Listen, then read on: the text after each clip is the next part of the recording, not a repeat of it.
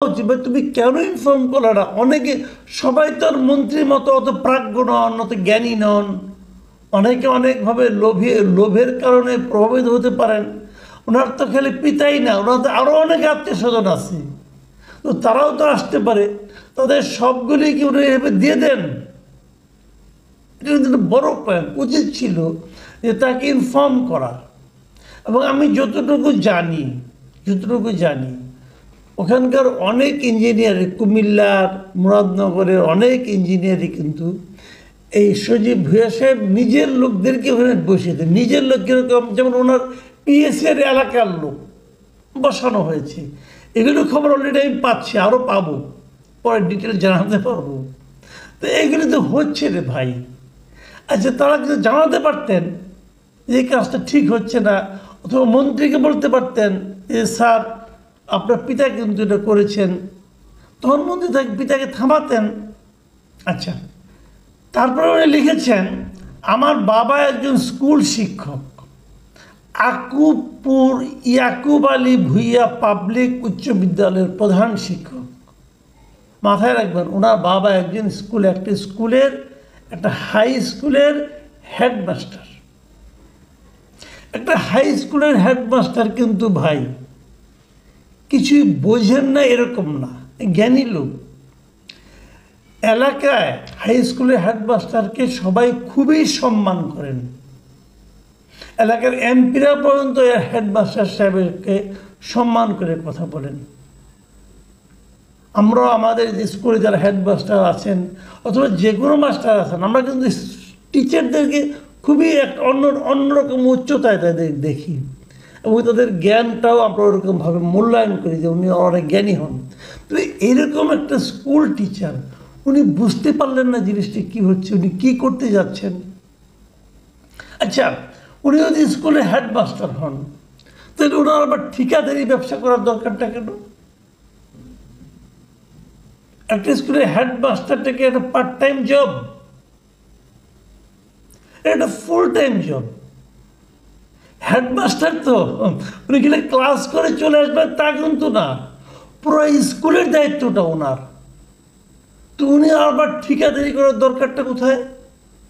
নাকি এটা লোভ? এইরকম একজন লোক, তাহলে এই যদি তার মন মানসিকতা হয়, এই যদি তার অর্থের প্রতি লোভ থাকে, তো ওনার তো হেডমাস্টার হওয়া উচিত না, অথবা হওয়ার পর থাকা উচিত না। ওনার তো কিন্তু রিজাইন করা উচিত আমি মনে করি। এই লোক কী করে এখনো হেডমাস্টার থাকেন, যার এরকম একটা ঠিকাদারির প্রতি লোভ থাকে এখনই, এবং চাকরি থাকাকালীন? এটা কি হলো ভাই? আচ্ছা, তারপর উনি কী বলেছেন, স্থানীয় একজন ঠিকাদার কাজ পাওয়ার সুবিধার্থে বাবার পরিচয় ব্যবহার করার জন্য বাবাকে লাইসেন্স করার পরামর্শ দেন। বাবাও তার কথায় জেলায় নির্বাহী ইঞ্জিনিয়ার থেকে একটি ঠিকাদারি লাইসেন্স করেন। রাষ্ট্রের যে কোনো ব্যক্তির ব্যবসা করার উদ্দেশ্যে যে কোনো লাইসেন্স করতেই পারে। ঠিক আছে, করতে পারে, মানলাম।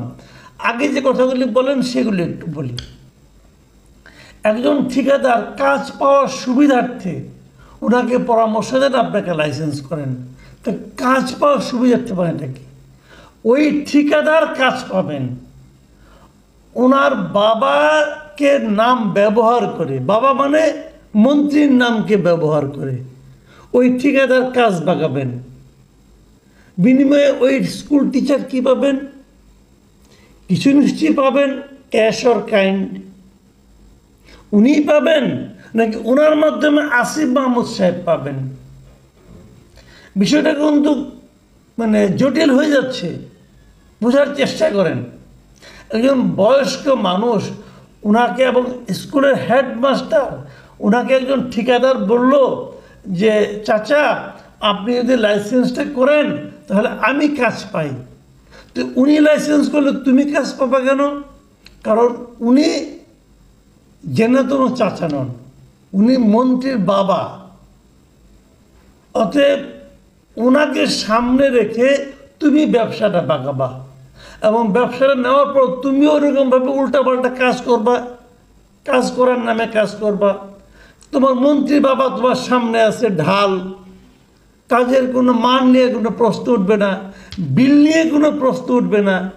এই যে তুমি পাবা, বিনিময়ে চাচা কি পাবেন? চাচাও কিছু পাবেন। এবং চাচার ওই প্রাপ্তিটা কি নৈতিক হবে? এটাকে কি নৈতিক প্রাপ্তি বলা যাবে? এবং এই প্রাপ্তির অঙ্কটা কি আর কোথাও যাবে না? এটি কি হচ্ছেটা কি? আপনাকে এই কথাটা বলেন। আচ্ছা, মন্ত্রীর বাবা যে তার পুত্রের পরিচয়